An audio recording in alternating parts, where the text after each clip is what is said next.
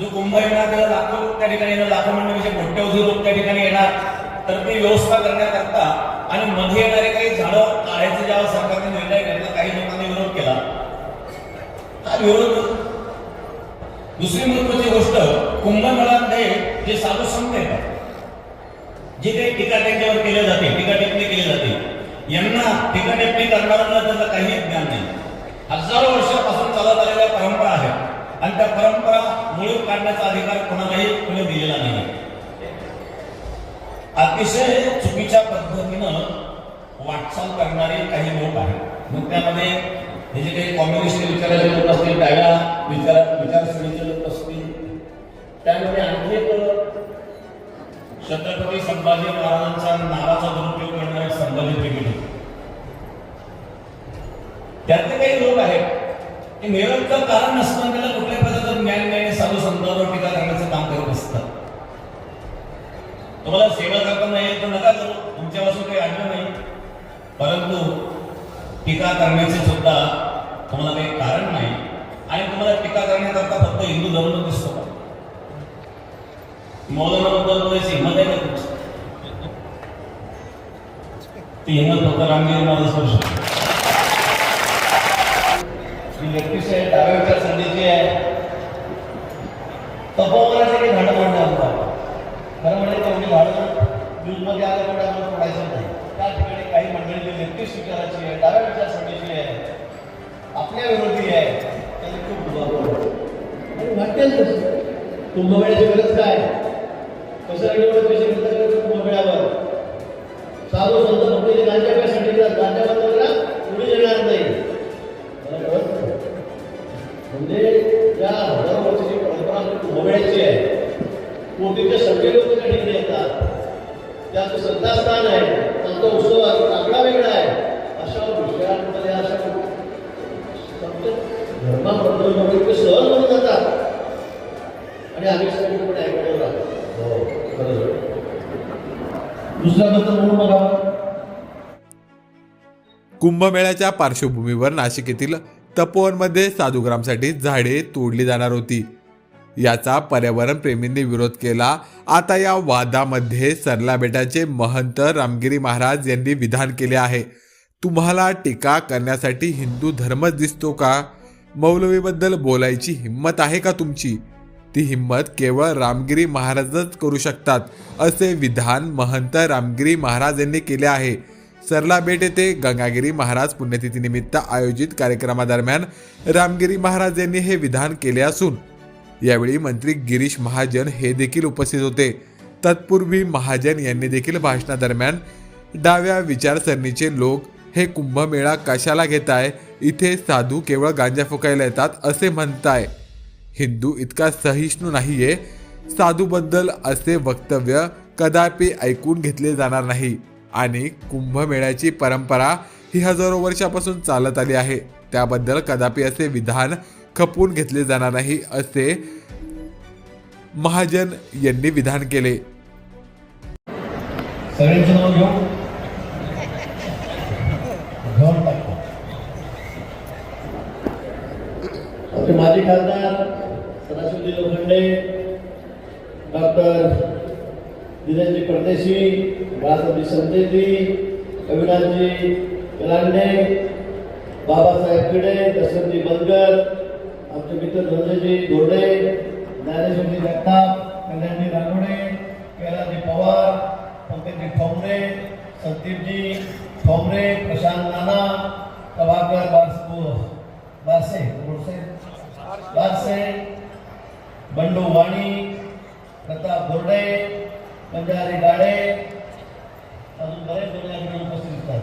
आता त्यांनी मला नावं लिहून दिली तेवढी मी वाचली. आता त्यांची नावं नाही आली, त्यांनी लिहून दिलेलं आहे, त्यांना पकडायचं. आज माझ्या विषय आनंदाचा क्षण. तसं दरवर्षी आम्ही महाराज आपल्या या कार्यक्रमाला उपस्थितच राहतो. आतापर्यंत दोन्ही कार्यक्रमांना आपला सत्ता असतो त्या ठिकाणी आम्ही असतो. माननीय मुख्यमंत्री देवेंद्रजी असतात, कधी शिंदेसाहेब असतात. आमचे पण या ठिकाणी तब्येत खराब असल्यामुळे येऊ शकले नाही, पण कधी आम्ही इथे आल्यावर इतकी सकारात्मकता, पॉझिटिव्हिटी या ठिकाणी आम्हाला जाणवते.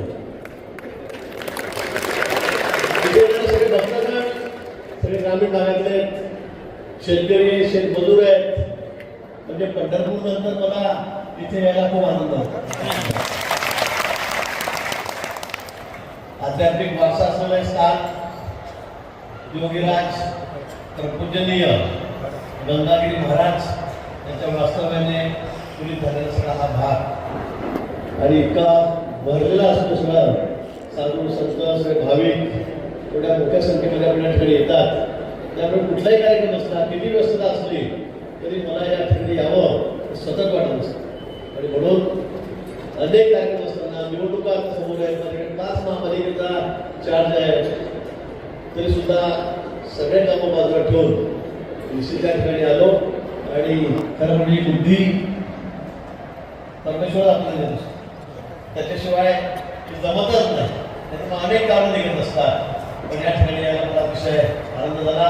आज परमपूज्य रामगिरी महाराज त्यांच्या सौम्यते मला काही वेळ घालवता आला, त्यांचं दर्शनही घेता आलं. योगीगिरी महाराज त्यांचे या ठिकाणी पुण्यतिथी असल्यामुळे या पवित्र स्थानाला मी आधी वंदन त्या ठिकाणी करतो. डोमचा विषय घेतला चालला, रस्ते दिले सांगितलं. आता आम्ही सरकार आहोत, आता आम्ही नाही देणार तर कोण देणार? हे आभारण्यासारखं आहे काय? हे आमचंच काम, हे आमचंच काम आहे या ठिकाणी. आणि म्हणून मी पहिल्यांदा या ठिकाणी आलो आणि त्या कार्यक्रमाला मी बघितलं की या ठिकाणी सगळं म्हणजे इथे काहीच नव्हतं, इथे ओपन स्टेज होतं आणि सगळे उन्हामध्ये भाविक बसलेले होते. लांब लांबपर्यंत नजर लागते तिथपर्यंत बसलेले होते. आणि मी म्हटलं असं कसं काय? तेवढ्या उन्हामध्ये 12 वाजता बसतात कसे काय लोक? महाराजांनी सांगितलं किती ऊन असू द्या, पाऊस पडू द्या, आमच्या एकदा कार्यक्रमामध्ये आमच्या सगळे भक्तगण आले तरी कोणी उठणार नाही, कोणी उभं राहणार नाही. आणि मागच्या वेळी पण महाराजांना सांगितलं होतं, एवढ्या मोठ्या संख्येमध्ये आपण लाखोच्या संख्येमध्ये लोक त्या ठिकाणी सप्ताह ठिकाणी असतात. आताच आमच्या निवडणुका झाल्या नगरपालिकेच्या. आम्हाला माहिती लोक जमा करताना काय काय करावं. इथे भाडं नाही, तेवढं नाही, गाड्या नाही, घोड्या नाही, कोणाला आमंत्रण पत्रिका नाही, काहीच नाही. आणि एवढ्या मोठ्या संख्येमध्ये आपण या ठिकाणी या पुण्यभूमीमध्ये या ठिकाणी येतात. ही भूमी नाही आहे, ही या ठिकाणी मी सांगितलं की ही नुसती जमीन भूमी नाही आहे, हे बेट नाही आहे, तर ही पुण्यभूमी आहे. दृष्ट्या ही पावन झालेली, ही आता पुण्यभूमी झालेली आहे. आणि म्हणून या ठिकाणी सरकार किती पैसे देत आहे आणि काय सांगतो याला महत्व नाही, हे देणं आपलं कर्तव्यच आहे, आद्य कर्तव्य आहे. आणि म्हणून या ठिकाणी येणारे रस्ते मी पहिल्यांदा एवढे खड्डे वगैरे कसं काय म्हणून येत आहे. पुलाचा पत्ता नव्हता, आणि मंत्री साहेबांनी मला वाटतं त्यामध्ये 2 पूल या ठिकाणी मंजूर करून दिले.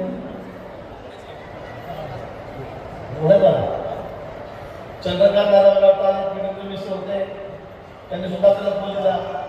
हरिभाऊ बागड्याने त्यांनी आपल्याला निधी दिला. सगळ्यांनी या ठिकाणी सर्वांनी या ठिकाणी आम्ही निधी दिला. मुख्यमंत्री महोदय एकदा या ठिकाणी आले देवेंद्रजी, आणि त्यावेळेला त्यांनी मला सांगितलं की तुझी जबाबदारी. त्यावेळेला माझ्याकडे ग्रामविकास खाते 2 पर्यटन खाते होतं. सल्ला बेटवर या ठिकाणी 1 रुपया सुद्धा कमी पडता कामा नये. माननीय मुख्यमंत्री महोदयांनी मला सांगितलं आणि मी तात्काळ त्या ठिकाणी कामाला सुरुवात केली. आणि एवढं मोठं भव्य दिलं म्हणजे एवढ्या संख्येमध्ये या ठिकाणी भाविक येतात. किती मोठं डोंगर लागेल, सगळ्या डोंगर करावं लागेल, जागा शिल्लक राहणार नाही. त्यामुळे काय असेल सगळं करा, पण या ठिकाणी पुढच्या वेळेला लोक होणार नाही, बसताच कामा नाही. आणि म्हणतात हा भव्य दिवस मला वाटतं महाराष्ट्रामध्ये एवढा मोठा डोंगर केली नाही. पहिला पैसे दिले, माझं सांगणं होतं मुख्यमंत्री होता आदेश होता. आणि म्हणून किती रुपये लागतील मला सांगितलं, विचारलं सर 7 कोटीमध्ये म्हटलं काम होईल, त्यामुळे 5 कोटी कमी पडते. भक्तगण जेवढे आहेत मोठ्या संख्येमध्ये येतात, अजून 2 कोटी होतात, 7 कोटी रुपये कर. आणि हा अतिशय भव्य दिवस, हा असा जो हा सभामंडप या ठिकाणी आपण तयार केलं आणि मला बघून आनंद होतोय की आपण सगळेजण सावलीमध्ये या ठिकाणी बसलेला आहात. सावलीमध्ये बसा. या ठिकाणी मी महाराज आपण सांगितलं की हा जो टप्पे आपण गेले खरंच अतिशय सुंदर असं काम. आता जसा प्लेन असता तो लोकांना बघता आलं नसतं, गोंधळ झाला असता. म्हणून टप्प्याटप्प्यातून आपण अतिशय सुंदर असं काम या ठिकाणी केलं. आता फक्त स्टेजचं काम अतिशय जुनंच आहे. मी सांगितलं की या ठिकाणी अजून 4 फूट याबरोबर इथलं या ठिकाणी स्टेज आता 4 फूट वाढवावं लागेल आणि शेवटच्या माणसाला सगळं या ठिकाणी दिसेल ना, मला शेवटच्या माणूस दिसेल. हे स्टेजचं काम आपण तरी तात्काळ सुरू करू. 80% काम 90% काम पूर्ण झालेलं आहे. जी रंगवटी बाकी आहे, लाईट व्यवस्था बाकी आहे, खाजगी टाईल्स पक्षी आपल्याकडे लावायचं सगळं राहिलेलं आहे. तात्काळ 2 महिन्यामध्ये मी ठेकेदाराला सांगतो, इंजिनियरला सांगतो, 2 महिन्यामध्ये आपल्याला सगळं काम पूर्ण करायचं आहे. अतिशय सुंदर असं आहे. या ठिकाणी हे 2 महिना आपला म्हणजे कुठलाही कार्यक्रम या पुढचा या ठिकाणी 2 मध्ये होईल. आणि म्हणून मला विशेष आनंद या ठिकाणी होतोय की मी दिलेला शब्द, मुख्यमंत्री दिलेला शब्द आम्ही पूर्ण करतो. फक्त या ठिकाणी उद्घाटन झालेलं आहे. काही कामांचे आपण पुन्हा भूमिपूजन केले. रस्त्याच्या काम सुरुवात आपण सिमेंटचे रस्ते करतोय. गावामध्ये इकडून आला त्यावेळेला गावमध्ये फॉर्मडाऊन हा रस्ता पण करेल. मी सांगितले असं आम्हाला आपण गावातले रस्ते करून टाका. तिथे रस्ता पण या ठिकाणी करू. कुठलंही काम बाकी राहणार नाही. अतिशय पुण्यभूमी आहे. कुंभमेळ्याला सुद्धा याचा मोठा उपयोग होणार याची मला कल्पना. आणि म्हणून आता आपण मला जो प्लॅन सांगितला दिनेश भाऊ 123 सांगितलं, आपण 109 कोटी रुपयाचा प्लॅन सांगितलेला. 109 कोटी रुपये लागतील. त्याच्यामध्ये आपल्याला घाट करता येतील, रस्ते करता येतील, गोदावरी घाट करता येईल, अजून संरक्षण मिळतं तर आता माझ्याकडेच आहे. त्यामुळे आपण समजा 50 कोटी रुपये लागतील. आता 30 कोटी देतो, 25 कोटी देतो, पुढच्या वर्षी 25 कोटी देतो. 2 वर्षामध्ये आपण घाट आपण पूर्ण करू. आशीर्वाद आमच्या पाठीशी. 100 कोटी अजून तुम्ही सांगितलं 109 कोटी आहे. मी मुख्यमंत्री महोदयांसाठी बोललेलो आहे. परवा मुख्यमंत्री महोदयांनी सांगितलं असं कार्यक्रमाला तर जायचं आहे, पण तुम्हाला माहिती नसतं की एका दिवशी 4 जिल्ह्यामध्ये प्रवास सुरू आहे. त्यांनी मला सांगितलं की त्या ठिकाणी जा, उद्घाटन कर आणि जी काही आपण कामं असतील तिथला शब्द सुद्धा माझ्या वगैरे देऊन का कुठे आम्ही या ठिकाणी कमी होणार नाही. कुठं सरकार आपलं आहे, हे आपलं सरकार आहे. तुम्ही बघितलं असेल 11 वर्षापासून मोदींचं सरकार आलं, एवढा मोठा बदल झाला. प्रभुरामचं भव्य दिव्य मंदिर झालं. उज्जैनला जाऊन बघा, कॉरिडॉर आपण त्या ठिकाणी गेलं. काशी विश्वेश्वर वाराणसीला जा, केवढं रूप बदललं. मथुरेमध्ये जा, जेवढे आपले श्रद्धास्थान आहे सगळ्यांचा काय करणार. हजारो कोटी रुपये त्या ठिकाणी लागले, पण सगळ्यांना कुठे आहात करता घेतला नाही. कुठे आम्ही मागे घेऊन पाहिजे की नाही एवढे पैसे कुठे करतो. आपण पंढरपूरला करतो, आपण त्या ठिकाणी त्र्यंबकेश्वरला त्या ठिकाणी करतोय. कुंभमेळ्यासाठी किती हजार कोटी रुपये कधी नसे भेटले तेवढे पैसे त्यावेळेला केंद्र सरकारने, देवेंद्रजींनी, शिंदे साहेब आहेत, अजितदादांसोबत आपण सगळ्यांनी सरकारने त्या ठिकाणी त्याची कामं अतिशय वेगामध्ये सुरू आहे, अतिशय जोरामध्ये सुरू आहे. या ठिकाणी कुंभमेळा सौभाग्यावर ठरलेला आहे. तिथं 20,000 कोटीचे कामं, 22,000 कोटीचे कामं त्या ठिकाणी मंजूर झाले. त्यामुळे सुरुवात झालेली आहे. परवा कोणी वाचला असेल, काही मंडळी जी व्यक्तीची आहे, डाव्या विचारसरणीची आहे, तपोवनाचे काही झाडं पडणार. खरं म्हणजे तेवढी झाडं न्यूजमध्ये आलं तेवढं आम्हाला पडायचं नाही. 12 वर्षापूर्वी त्या तपोवनामध्ये साधुग्राम आहे. शेकडो वर्षे, 1000 वर्षाची परंपरा आहे की त्या ठिकाणी साधू राहतात. तिथे सगळे काय निवासाची व्यवस्था ट्रेन वगैरे आम्ही त्या ठिकाणी रावट्या करतो. आणि पुढे 10 वर्षामध्ये छोटी छोटी झाडं उडलेली आहेत. आम्ही सांगितलं की काढावी लागतील. मागच्या वर्षी एवढ्या रावट्या आहेत, वर्षानुवर्षी एवढ्या आहेत, तेवढं आम्ही लावतोय. पण त्या ठिकाणी काही मंडळी जी लेफ्टी स्वीकारायची आहे, डाव्या विचारसरणीची आहे, आपल्या विरोधी आहे, त्यांनी खूप दुभावलं. आणि वाटेल तसं कुंभमेळ्याची गरज काय, कशासाठी एवढे पैसे खर्च करतात कुंभमेळ्यावर. साधू संत फक्त गांजा प्यासाठी गांजा बंद करा, पुढे येणार नाही. मला कळत म्हणजे या 1000 वर्षाची परंपरा कुंभमेळ्याची आहे. कोटीच्या संख्ये लोक त्या ठिकाणी येतात. त्यात श्रद्धास्थान आहे, त्यांचा उत्सव आकडा वेगळा आहे. अशा विषयांमध्ये अशा धर्माबद्दल इतके सहज म्हणून जातात आणि आम्ही सगळे पण ऐकण्यावर राहतो. दुसऱ्याबद्दल म्हणून बघावं त्यांचा माणूस बोलणारच नाही आणि आपली बोलायची पण किंमत होणार नाही, आपणही बोलणार नाही. पण आपण एवढं श्रेष्ठ झालेलं आहोत की तुम्ही काही बोला आमच्याबद्दल, तुम्ही बोलणं बंद करा म्हणताय. तुम्ही काय ऐकतोय काय बोलू लोकांबद्दल?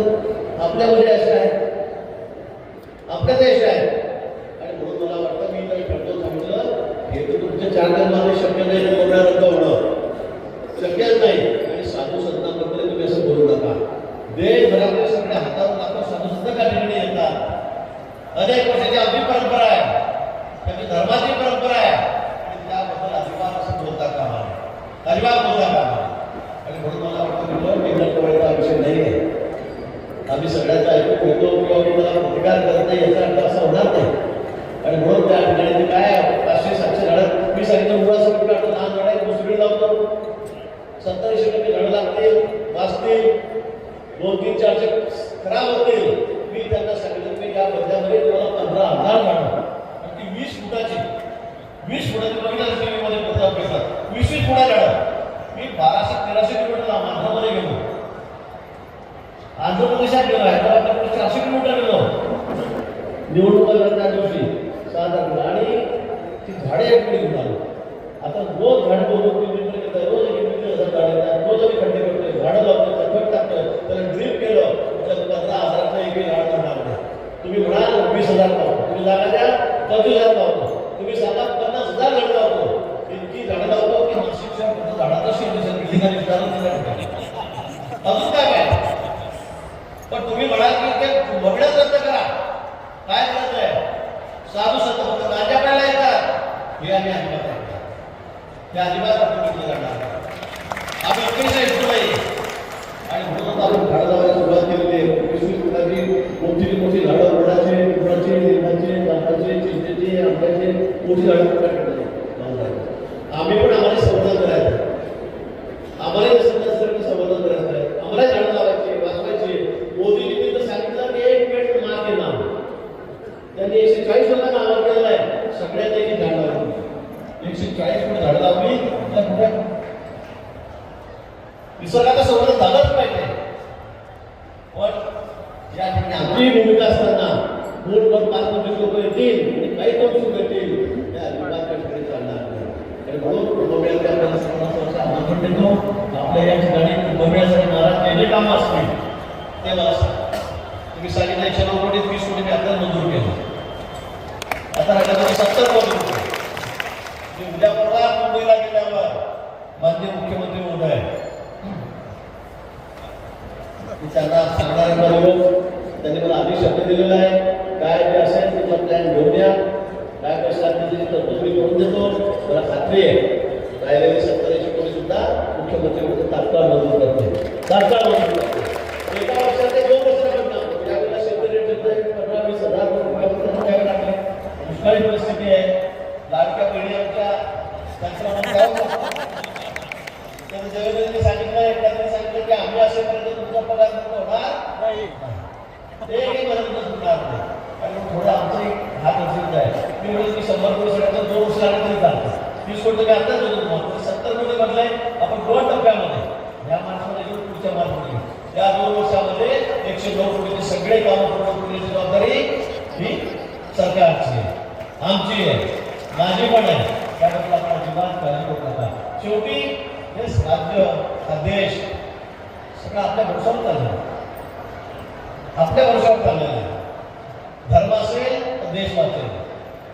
जेव्हा कुणाच्या आमची शंका नाही आणि साधू संत आखाडे असतील, धार्मिक स्थळं असतील, त्यांच्याकडे आपल्याला ऊर्जा मिळते, त्यामुळे आम्हाला शक्ती मिळते. याला आमची प्रायोरिटी आहे, देशभरामध्ये प्रायोरिटी आहे. पण या बाबतीमध्ये आम्ही कुठेही काही कमी पडणार नाही. आमचे धर्म आहे. एकदा मी शब्द दिला की उद्यापासून ते मंत्रालयात नसेल माझ्यामध्ये मी कंटाळून जातो. आता तुम्ही एकदा हो सांगते 4 दिवस थांब, लगे 2 दिवस झाले की त्याचा चक्कर आहे येऊनच बसले असतात. काय झालं आता दिनेश मोदीजी पण या ठिकाणी आहे. आता पाऊस शकतो आपल्या सोबत आहे, बरोबर सगळे आपल्या सोबत आहे या ठिकाणी. आणि म्हणून यांचा पाठपुरावा करतो. त्यांनी सगळ्यांनी पाठपुरावा करावा. कारण आपण कामही भरपूर असतात. आपण जरा सगळ्या पाठपुरावा केला तरी कामं लवकरात लवकर आपल्या ठिकाणी करू.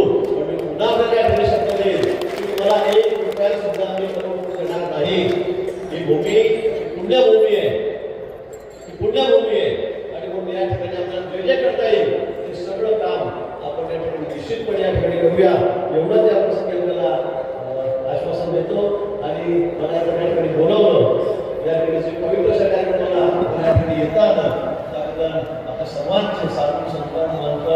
आपण स्वतः महाराजांच्या या ठिकाणी मनापासून आभार मानतो आणि पुन्हा या ठिकाणी पुढच्या वर्षी पुढच्या कार्यक्रमाला निश्चित आम्ही मला बोलवा आणि कुठल्या कार्यक्रमाला बोलणार नाही आणि पुढच्या कार्यक्रमाला आपण मुख्यमंत्री म्हणताना या ठिकाणी घेऊन येऊ आणि सगळेजण या ठिकाणी कार्यक्रमाला येऊ एवढंच या ठिकाणी येतो थांबतो. जय हिंद, जय महाराष्ट्र, जय श्रीराम. सर्वोत्तम चिंतितं पुण्यस्थानं सदानिशितं समाधिस्वमूर्तिं नमामि गंगागिरियोगिराजं शुचिः शीलः संरक्षकस्तप्रतापविजितेन्द्रियं तं नारायणगिरिं वन्दे सच्चिदानन्दविग्रहं. एवढ्या सद्गुरू गंगागिरी महाराजांच्या कृपेने सद्गुरू गंगागिरी महाराजांच्या 123व्या पुण्यतिथीच्या निमित्ताने आज या ठिकाणी काल्याचा प्रसंग आहे. परंतु काल थोडा लेट झालेला आहे. 10-5 मिनिटात आता काल्याचं कीर्तन सुरू होणार आहे. आज या ठिकाणी माननीय मंत्री महोदय गिरीश भाऊ महाजन यांना कुंभाची मंत्री म्हणायला काही हरकत नाही, कारण कुंभाची सगळी जबाबदारी त्यांच्याकडे आहे. मी माननीय गिरीश भाऊंना धन्यवाद देईल. माननीय माजी खासदार सदाशिव लोखंडे साहेब, दिनेश परदेशी, कैलास पाटील गलांडे, पॉलसेट संचेती, आता बरीच मंडळी या ठिकाणी उपस्थित आहेत. उपस्थित सर्वच मान्यवर, सर्वच नेते मंडळी, सर्वांना धन्यवाद. आणि आमचे बेटाच्या वतीनं विशेष प्रयत्नशील आमचे धनुभाऊ दोरडे नेहमी गिरीश भाऊंच्या संपर्कात ते राहतात आणि धावपळ ते या कामाच्या बाबतीमध्ये नेहमी करीत असतात. सर्व उपस्थित मान्यवर, पत्रकार बंधू, इलेक्ट्रॉनिक मीडिया, प्रिंट मीडिया आणि सर्व वक्तव्य या ठिकाणी काही आपण लोकार्पण सोहळे केलेले आहेत. तर माननीय नामदार गिरीश भाऊ यांनी मारेवाडी ते वेग या रस्त्यामध्ये 5 कोटी रुपये दिले. इकडं दाळगाव ते वांदरगाव या रस्त्यामध्ये 5 कोटी दिले. असे 10 कोटी रुपये रस्त्यामध्ये त्यांनी दिले. ते जेव्हा आले तर रस्ते फार फुटलेले होते. तेव्हा त्यांनी सांगितलं की या रस्त्याकरता मी सहकार्य करतो आणि ताबडतोब त्यांनी पैसे वर्गही केले आणि ते कामही झालेलं आहे. मग इकडं दाळगाव ते वांदरगाव या रस्त्यामध्ये गिरीश भाऊ यांनी 5 कोटी रुपये दिले. तसं माननीय आमदार बौद्धार सर यांची सुद्धा 3.5 कोटी त्या रस्त्यामध्ये आहेत. असा तो रस्ता पूर्ण झालेला आहे. आणि मारेवाडी ते सरला मंदिरपेठ यामध्ये विखे साहेबांनी 5 कोटी दिले आणि गिरीश महाजन साहेबांनी 5 कोटी रुपये दिले. असा तो रस्ता पूर्ण झाला. तर जे गिरीश महाजन साहेबांनी 10 कोटी रुपये जे रस्त्याला दिले आणि हा 7 कोटी रुपयाचा जो सभामंडप आपल्याला या ठिकाणी दिसत आहे. जेव्हा गिरीश भाऊ इथे कार्यक्रमाला आले तर पुन्हा बसले त्यांनी पाहिले, त्यांनी सांगितलं की अशा प्रकारे हे पुढच्या वेळेला लोक पुन्हा बसलेले आपल्याला दिसणार नाही. आणि मी त्यांना म्हणलो होतो की 1 वर्षामध्ये पुढच्या वर्षीपर्यंत काम झालं पाहिजे. त्यांचे तर प्रयत्न होते की मला वर्षात नका म्हणू किती महिन्यात होईल हे सांगा, परंतु वेळेवर ठेकेदारांनी वेळेवर काम केलं नाही तर त्यांचा दोष नाही आहे. लवकरच काम व्हावं, याच्यापेक्षा लवकर व्हावं अशी त्यांची इच्छा होती. त्यानंतर आपला हा जो नवीन पूल झाला त्याला बागळे नाना यांनी त्यांना आम्ही सांगितलं आणि त्यावेळेला मला वाटतं खातं चंद्रकांत दारांचं ते खातं होतं. तर त्यावेळेला तो पूल मंजूर झाला आणि तो पूलही पूर्ण झाला. आणि या ठिकाणी आपल्या सत्तामध्ये माननीय मुख्यमंत्री महोदय उपस्थित होते, माननीय गिरीश भाऊ उपस्थित होते, माननीय विखे साहेब उपस्थित होते आणि सर्व युती सरकार यांच्या वतीनं आपल्या बेटाच्या काही विकासाकरता काही आम्ही मुख्यमंत्री साहेबांच्या हातात दिली होती 109 कोटी रुपये. तर त्यावेळेला सीएम साहेबांनी, फडणवीस साहेबांनी शब्द दिला की काही अडचण नाही, हे काम आपण या ठिकाणी अवश्य मंजूर करू. आणि आज गिरीश भाऊंनी आपल्याला शब्द दिलेला आहे की हे 109 कोटी रुपयाची जी आपली फाईल आहे ती लवकरात लवकर या ठिकाणी मंजूर होईल. आता ताबडतोब त्यापैकी 30 कोटी ताबडतोब मी टाकतो असं त्यांनी सांगितलं आणि 2-3 टप्प्यामध्ये हे आपलं 109 कोटी रुपयाचं काम होणार. याच्यामध्ये एक तर संपूर्ण बेटाला गॅबिन वॉल करायचे, कारण पूर्ण महापूर जेव्हा येतात त्याला बऱ्याच प्रकारे माती वाहून जाते, जमीन वाहून जाते. वाहून गेलेली जमीन परत मिळत नाही आणि मग त्याकरता संपूर्ण बेटाला वाव जवळजवळ 2-2.25 किलोमीटर पर्यंतची लांबी भरत आहे. तर ती वॉल सुद्धा यामध्ये आपण घेतलेली आहे. त्यानंतर बेटामध्ये आतमध्ये असणारे अंतर्गत रस्ते हे सगळे कॉन्क्रीटचे रस्ते होणं गरजेचं आहे. कारण कामगिरी जर केली तर पूर महापूर येतो. महापूर आल्यानंतर पाण्याने ते डांबर खराब होत असतं आणि मग कायमचं काम होण्याकरता सगळे जेवढे आपण रस्ते कच्चे केलेले आहेत हे सगळे अंतर्गत रस्ते आणि हे कॉन्क्रीटीकरण हे आपण त्या प्रपोजलमध्ये टाकलेलं आहे. काही भक्तनिवास सुद्धा आपल्याला आवश्यक आहेत आलेल्या भक्तांच्या व्यवस्थेकरता. काही सौर ऊर्जेवर काही गोष्टी आपण त्या ठिकाणी घेतलेल्या आहेत. असं सगळे जे काही कामं आहेत तर हे सगळं 109 कोटी रुपयाचं तो प्रपोजल आपण तयार केलेलं आहे आणि ते CM साहेबांच्या हातात आपण त्यावेळेला आणि त्याचं डिझाईन दिलेलं होतं. तर माननीय गिरीश भाऊंनी या ठिकाणी आपल्याला शब्द दिलेला आहे ते लवकरात लवकर मंजूर होणार आहे. मी या भारतीय जनता पक्ष असेल किंवा युती सरकार असेल मग त्यामध्ये माननीय देवेंद्र फडणवीस साहेब असतील, शिंदे साहेब असतील, अजित दादा असतील आणि सर्व एकत्रितच हे सरकार आहे यांच्या वतीनं आणि जे काही कामं आपल्या बेटाकरता हे सरकार आपलं करीत आहे त्याबद्दल आपल्या भक्तगणांच्या वतीनं मी आपल्या सरकारला या ठिकाणी परत धन्यवाद देईन. धार्मिक कामाकरता आणि जे काही आपण पुढे येऊन काम करीत आहात. पंढरपूरमध्ये सुद्धा खूप विकासाचे कामं झाले. अनेक मोठे तीर्थक्षेत्र आहेत त्यामध्ये हजारो कोटींचा खर्च सरकार करीत आहे आणि म्हणून अतिशय धर्माला मानणारं आणि धर्माची सेवा करणारे सरकार आहे. माननीय गिरीश महाजन साहेब कुंभमेळा सध्या चालू आहे. कुंभमेळ्याची जबाबदारी त्यांच्याकडे आहे. त्यांनी एक मुद्दा या ठिकाणी उपस्थित केला की आता जो कुंभमेळा लाखो लोक त्या ठिकाणी येणार, लाखो म्हणजे कोट्यवधी लोक त्या ठिकाणी येणार तर ती व्यवस्था करण्याकरता आणि मध्ये येणारे काही झाडं काढायचे जेव्हा सरकारने निर्णय घेतला काही लोकांनी विरोध केला. हा विरोध फक्त विरोध म्हणून आहे. हा तुम्ही सांगू शकता की तुम्ही एक झाड काढल्यानंतर त्याच्या वतीने 100 झाडं लावा पण याचा अर्थ विकास कामं थांबवा हे चुकीचं. विकास कामामध्ये एखादं झाड आड येत असेल तर ते काढलं तर त्या नावाने तुम्ही 100 लावू शकता. आणि या ठिकाणी मान्य मंत्री महोदयांनी सांगितलं की 20-30 फुटाची झाडं आम्ही आणली.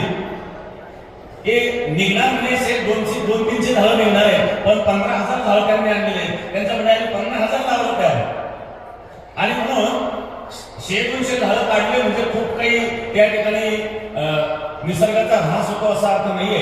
परंतु जे गरजेचं आहे ते करणं गरजेचं म्हणजे गरजेचंच आहे. दुसरी महत्वाची गोष्ट कुंभमेळ्यामध्ये जे साधू संत येतात जे काही टीका त्यांच्यावर केले जाते, टीका टिप्पणी केली जाते यांना टीका टिप्पणी करणाऱ्यांना त्याचं काही ज्ञान नाही. हजारो वर्षापासून चालत आलेल्या परंपरा आहेत आणि त्या परंपरा मुळीव काढण्याचा अधिकार कोणालाही कोणी दिलेला नाही. कारण त्या ठिकाणी अनेक संत महापुरुष एकांतात राहणारे आणि अशा प्रकारे संत म्हणता येतात आणि अशा संत महापुरुषांच्या दर्शनाचा लाभ त्या ठिकाणी आणि समाजाला होत असतो. आणि साधू संत यांनी आजपर्यंत जगाच्या कल्याणाकरिताच कार्य केलेलं आहे आणि मग त्या साधू संतांवर टीका करणं म्हणजे अतिशय चुकीच्या पद्धतीनं वाटचाल करणारे काही लोक आहेत. मग त्यामध्ये हे जे काही कम्युनिस्ट विचाराचे लोक असतील, डाव्या विचारसरणीचे लोक असतील, त्यामध्ये आणखी एक छत्रपती संभाजी महाराजांच्या नावाचा दुरुपयोग करणारे संभाजी ब्रिगेड होते. त्यातले काही लोक आहेत की निरंतर कारण नसताना त्याला कुठल्या प्रकारचं ज्ञान नाही साधू संतांवर टीका करण्याचं काम करत असतात. तुम्हाला सेवा करता येईल तर नका करू, तुमच्यापासून काही अडचण नाही. परंतु टीका करण्याचे सुद्धा तुम्हाला काही कारण नाही आणि तुम्हाला टीका करण्याकरता फक्त हिंदू धर्म दिसतो का? मौलानाबद्दल बोलायची हिंमत आहे का तुमची? ती हिंमत फक्त रामगिरी महाराज करू शकतो.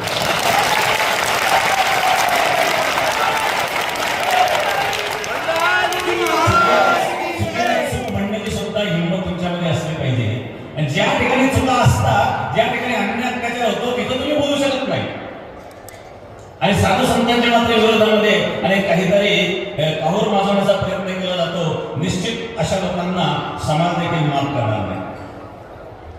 तर या ठिकाणी मी माननीय मंत्री महोदय गिरीश भाऊंना धन्यवाद देईन की आपण हे खूप मोठं काम केलं की या ठिकाणी या मंडपाची फार गरज होती. काही कार्यक्रमामध्ये पावसाळ्यामध्ये असतात, गुरुपौर्णिमेचा कार्यक्रम पावसाळ्यात असतो, दुर्गाष्टमीचा कार्यक्रम पावसाळ्यात असतो. आता हाही कार्यक्रम मोठा असतो, सद्गुरू नारायणगिरी महाराजांच्या पुण्यतिथीचा कार्यक्रम त्यावेळेला उन्हाळा असतो. आणि मग कायमची ही सोय आपली या ठिकाणी जी झालेली आहे आणि 109 कोटीचा जो प्लॅन आपण तयार केलेला आहे लवकरात लवकर तोही पूर्ण होईल याचा आम्हाला आत्मविश्वास आहे. आणि ज्या ज्या वेळेला बोलवलं त्यावेळेला गिरीश भाऊ कधीही मागं राहत नाही. वास्तविक त्यांच्याकडे फार मोठी व्यस्तता होती आणि एवढी व्यस्तता असताना देखील ते या ठिकाणी उपस्थित झाले. त्यांना पहाटे 5 वाजता मला कधी इकडे पोहोचलं, संभाजीनगरला पोहोचले. रात्रभर ते झोपलेलं नाहीये, पण आपल्या बेटाच्या कार्यक्रमाला ते उपस्थित झाले आणि मग त्यांना यायला उशीर झाला. त्यामुळे आता कार्यक्रम देखील लेट झालेला आहे. परंतु आज या ठिकाणी हे लोकार्पण महत्त्वाचं होतं, कारण एवढी मोठी जी आपली व्यवस्था आहे, आज आपण सुरक्षित इथं बसलेलो आहोत. एवढं काम त्यांनी केलं, त्यांच्याकरता वेळ देणं सुद्धा महत्त्वाचं होतं आणि म्हणून आज कार्यक्रम लेट झालेला आहे. आणि आता 5 मिनिटातच हा कार्यक्रम आपला सुरू होणार आहे.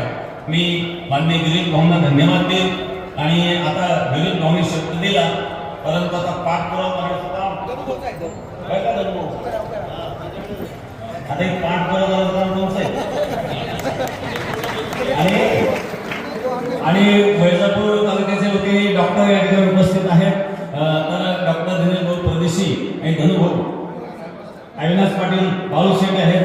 आपण आता थोडं पाठपुरावा करावा, कारण हे मंजूर करायचं म्हटल्यानंतर मंत्री महोदयाचे सही करणं हा विषय असतो, पण तिथपर्यंत ते प्रायव्हेट पोहोचवणं, ते पाहिलं मंजूर करून घेणं याकरता पाठपुरावा फार करावा लागतो.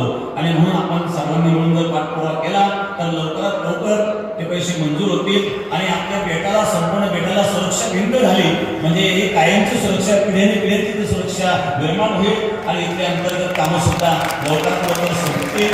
आणि आळंदीला आपलं काम चालू आहे.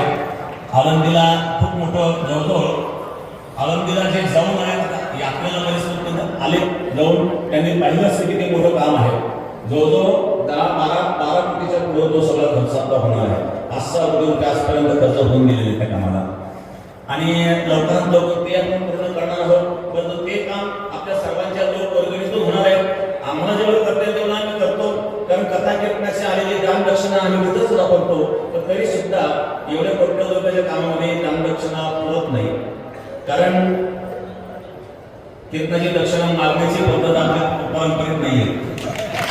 जे लोकांनी प्रेम दिले ते आपण स्वीकारतो आणि दिल्यानंतर हे साधूला व्यक्तिगत जीवन नसतं. आलेले 2 पैसे आमचे व्यक्तिगत खर्च नाही, दररोज जेवण बाहेरच होतं आणि कपडे लोक घेतच बसतो. गाडीचा प्रवास म्हटल्यानंतर 10-5 रुपयाचे पाया लोक होतं, त्याच्या डिझेलचे खर्च निघून जातो. मग व्यक्तिगत खर्च राहिला काय, आलेली दक्षिणा हिचं करायचं तरी काय, बाकी तर साधू परिवार नसतो. आणि म्हणून जो काही खर्च आहे तो आम्ही इथं बेटा करताच आणि करीत असतो आणि करीत राहणार आहे. परंतु हे आपली कामं एवढी मोठी आहेत, एका व्यक्तीवर हे काही शक्य नाही आहे. आम्हाला जे करता येईल ते आम्ही करतो आणि समाज सुद्धा करतोय. एवढे कामं झालं म्हणजे आपोआप नाही झाले. आम्ही काही कुठं नांगरायला गेलो नाही पैसे कमवायला, लोकांनी दिले. लोकांनी दिलेली रक्कम त्याचा फक्त योग्य सदुपयोग करण्याचा आम्ही प्रयत्न केला आणि ज्या वेळेला आपण दिलेल्या धनाचा सदुपयोग होतो तेव्हा देणारा सुद्धा त्याचं एक समाधान मिळत असतं. आणि म्हणून आपण दिलेल्या आजपर्यंतचा 1-1 रुपयाचा सदुपयोग करण्याचा आम्ही प्रयत्न केला आणि त्यामुळे सगळं दृश्य आपल्या डोळ्यापुढे दिसत आहे. तसं आळंदीचं काम सुद्धा आणि चालू आहे. आज या ठिकाणी 5 लाखाचा चेक आमच्याकडं या ठिकाणी ठोंबरे परिवाराच्या वतीनं सुपूर्द करण्यात आला आळंदीच्या कामाकरता आणि 5 लाख रुपयाचा चेक या ठिकाणी मिळालेला आहे. मी ठोंबरे परिवाराला सुद्धा या ठिकाणी धन्यवाद देईन आणि आता ताबडतोब 5 मिनिटांमध्ये आता कीर्तन सुरू होईल.